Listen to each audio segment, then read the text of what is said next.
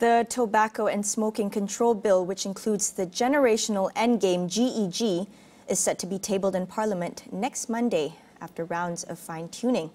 Special Advisor to the Health Minister, Dr. Kelvin Yii, weighs in on some of the concerns related to the bill, as well as amendments made to address these concerns.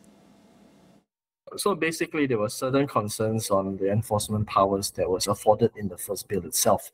I can give you, for example, there were questions whether what if a person has possession of a tobacco product? For example, I have a cigarette and somebody wants to sabotage me and put a cigarette in my bag. Will I be then arrested?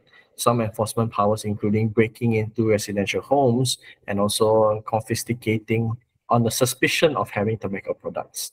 So some of these enforcement powers were properly fine-tuned, were properly discussed, and there was a middle point that we came up to where possession of tobacco products now by the GEG generation is no more a crime and it's not covered under the Act. Fact of the matter is a person that smokes in the GEG generation has to be caught smoking red-handed.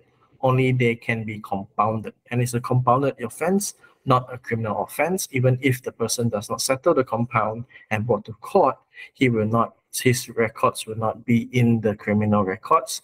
Fact of the matter is, instead he will be given what we call as community service rather than criminal liability on this extent. Kelvin stressed that the Tobacco Control Bill was not intended to be punitive, but rather educational. In addition, he said a new clause has been added to the bill to allow for a periodic review of the potential law's effectiveness. Another point that we have agreed in the new version of the bill, which is for me a groundbreaking clause, which inserts a mandatory review of the Act itself and its implementation and its effectiveness. As I said, many people have said that the implementation will be an issue. So instead of stopping the bill from coming to life, but we are giving the benefit of the doubt and to allow the bill to come to life. But after 2 years, there will be a mandatory review by not just the Ministry of Health, but also the Parliamentary Select Committee, and the report will be tabled in Parliament.